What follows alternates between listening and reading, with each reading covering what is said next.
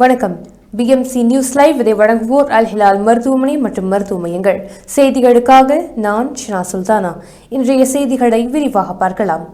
நிதி மற்றும் பொருளாதார விவகார குழுவின் தலைவருமான MP அஹ்மத் சபா அல் செல்லும் தலைமையிலான பஹ்ரைனின் நாடாளுமன்ற குழு அடுத்த வாரம் பஹ்ரைன் ராஜ்யம் ஆசிய நாடாளுமன்ற சபையின் பொருளாதார விவகாரங்கள் மற்றும் நிலையான வளர்ச்சிக்கான நிரந்தர குழுவை APA நடத்தும் வேளையில் நடைபெற்ற வளைகுடா சட்டமன்ற குழுக்களின் ஒருங்கிணைப்பு கூட்டத்தில் மெய்நிகர் முறையில் பங்கேற்றுள்ளது குறிப்பிடத்தக்கது.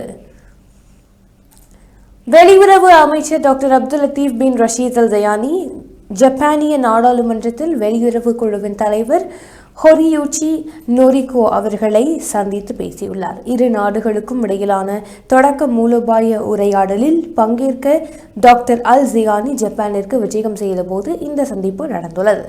இரு நாடுகளுக்கும் இடையிலான மூலோபாய உரையாடலின் தொடக்கத்தை குறிப்பிட்ட தலைவர் பரஸ்பர நலன்களை ஆதரித்து அனைத்து துறைகளிலும் வலுப்படுத்தப்பட்டுள்ள ஆழமான வேரூன்றிய பஹ்ரைன் ஜப்பான் உறவுகளை பாராட்டினார்.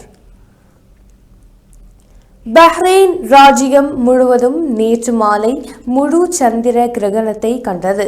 இது ஹிஜ்ரி 1447 ரபி அல் அவ்வல் முழு நிலவுடன் இணைந்தது. இந்த வானியல் நிகழ்வு பல மணி நேரம் நீடித்தது.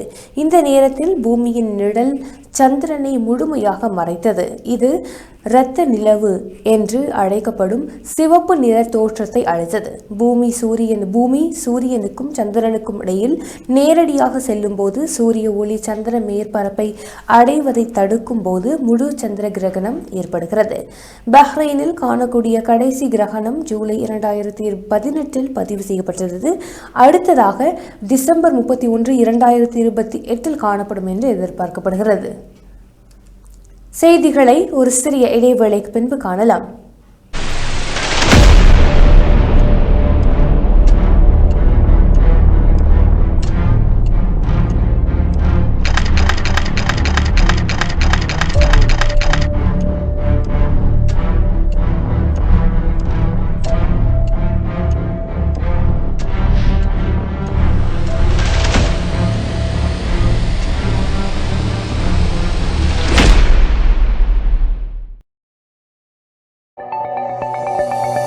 Our skin is the mirror of our soul.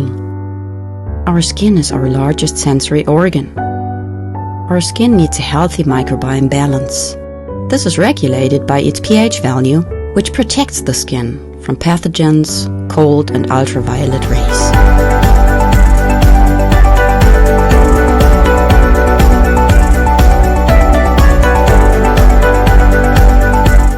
Sebamed protects your skin.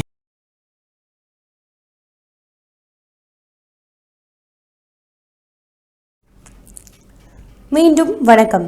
கடந்த புதன்கிழமை மின்னணு பதிவு தொடங்கப்பட்டதிலிருந்து 20,000க்கும் மேற்பட்டோர் ஹஜ் 1447 அல்லது 2026 பதிவு செய்துள்ளதாக ஹஜ் மற்றும் உம்ரா விவகாரங்களுக்கான உச்சக்குழு தெரிவித்துள்ளது. செப்டம்பர் 14ஆம் தேதியுடன் பதிவு காலம் முடிவடைந்த பிறகு நிபந்தனைகளை பூர்த்தி செய்பவர்களுக்கு முதற்கட்ட ஏற்பு அறிவிப்புகள் கிடைக்கும் என்று குழு உறுதிப்படுத்தியது. ஏற்பு முன்னுரிமை அளவுகோல்களின் அடிப்படையில் மற்றும் பஹ்ரைனின் 4625 யாத்ரீகர்கள் ஒதுக்கிட்டார்கள் என்றும் தெரிவிக்கப்பட்டுள்ளது. ரிஃபாவில் உள்ள அவரது மஜ்லிஸில் நடைபெற்ற அரச நீதிமன்ற அமைச்சரான ஷேக் காலித் பின் ஹமத் அல் கலீஃபா அவர்களின் பேரன் ஷேக் காலித் பின் நாசர் பின் காலித் அல் ஹமத் பின் சல்மான் அல் கலீஃபா அவர்களின் திருமணத்தில் மாட்சிமை பொருந்திய மன்னர் ஹமத் பின் இசா அல் கலீஃபா தனது மகன்களுடன் கலந்து கொண்டு சிறப்பித்துள்ளார். மனிதாபிமான பணி மற்றும் இளைஞர் விவகாரங்களுக்கான மன்னரின் பிரதிநிதியான மேன்மை தாங்கிய ஷேக் நாசர் பின் ஹமத் அல் கலீஃபா இளைஞர் கண்டுபிடிப்பு மற்றும் சிறப்பு குழுவை நிறுவுவதற்கான பணிகள் அமைச்சகத்தின் முயற்சியை பாராட்டினார். இது பொது மற்றும் தனியார் துறைகளில் இளைஞர் அதிகாரம் அளிப்புக்கான மூலோபாய திட்டத்திற்கு இணங்க ஒரு முன்னோடி நடவடிக்கை என்று விவரித்தார். இளைஞர்களின் ஆற்றலை பயன்படுத்தவும் பணிச்சூழலை வளர்ப்பதில் அவர்களை ஈடுபடுத்தவும் புதுமை மற்றும் நிறுவன சிறப்பை வளர்க்கவும் அமைச்சகத்தின் முயற்சிகளை மேன்மை தாங்கிய ஷேக் பாராட்டியுள்ளார். செய்திகளை ஒரு சிறிய இடைவேளைக்கு பின்பு மீண்டும் காணலாம்.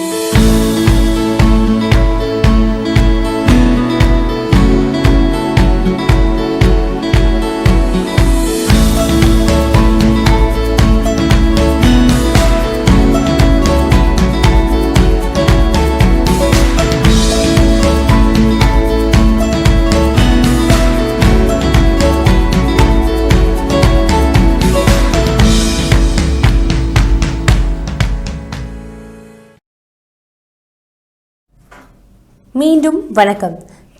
சீனா ஞாயிற்றுக்கிழமை வடக்கு ஷாங்ஷி மாகாணத்தில் உள்ள தைவான் செயற்கைக்கோள் ஏவுதள மையத்திலிருந்து புதிய தொலை உணர்வு செயற்கைக்கோள்களை ஏவியுள்ளது.